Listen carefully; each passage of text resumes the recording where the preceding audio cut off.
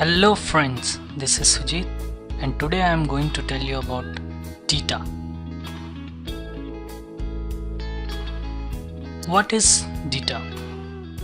DITA or Darwin Information Typing Architecture is a World Wide Web consortium standard for organizing content by concept, topic and task. DITA is an XML application for authoring and delivering sophisticated modular documentation with focus on reuse and linking. It is quickly becoming a preferred approach for technical documentation, authoring and management. DITA was originally developed by IBM. It was originally designed to meet IBM's requirement for technical documentation, authoring and publishing. Later, IBM donated it to OASIS in 2004. OASIS stands for Organization for Advancement of Structured Information Standard, that is open source standard and has wide support across many different industries. What is the purpose of DITA? DITA create modular topic-based content.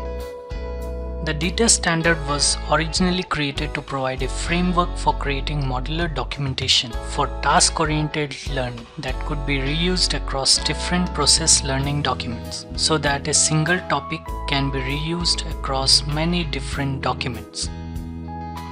The DITA Open Toolkit provides the technological capabilities necessary to transform a DITA document into many different output formats such as XHTML, PDF, Microsoft Help, JavaDoc, so that content can be written once and delivered on many different platforms.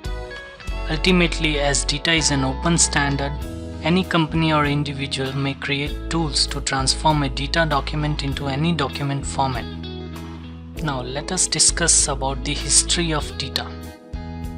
In 1960s and 1970s, academics and researchers like B.F. Skinner and David Ausubel as well as the US Navy developed learning and documentation methodologies. IBM developed the Generalized Markup Language, that is GML. Later it was known as SGML for documents.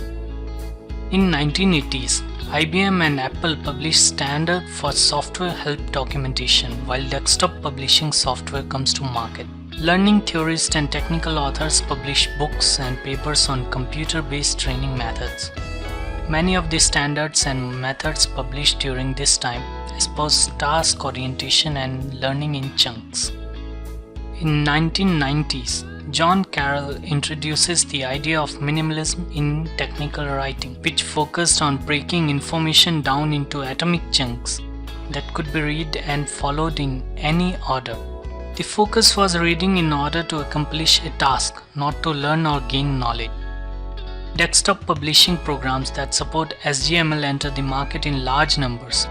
SoftQuad founder Yuri Rubinsky and his team developed Extensible Markup Language, that is XML, and SoftQuad develops XMetal, one of the first XML editors.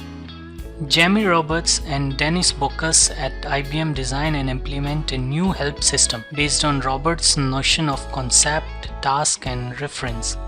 This concept and the newly created XML became the keystone for DITA.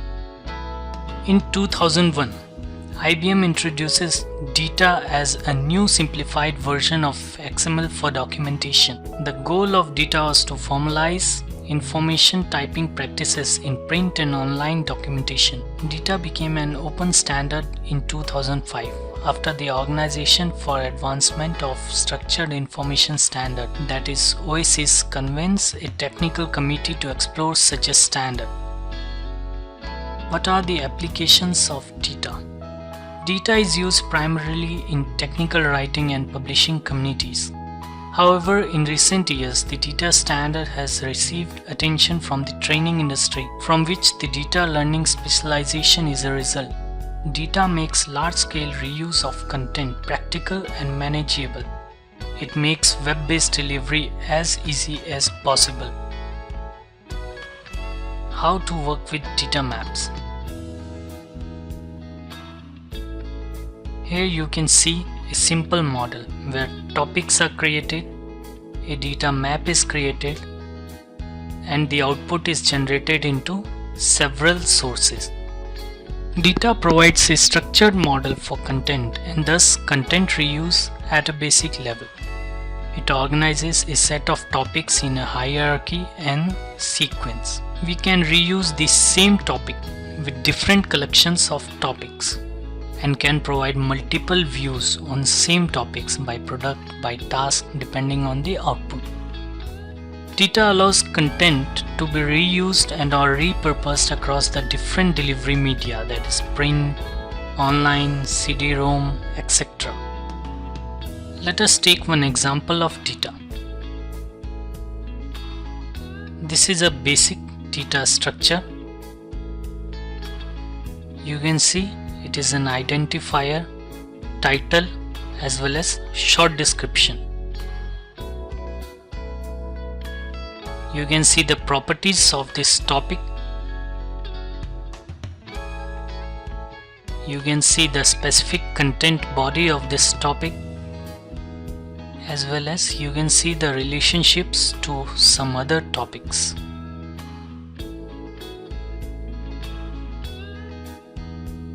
So this is a structure of a data XML type of modeling.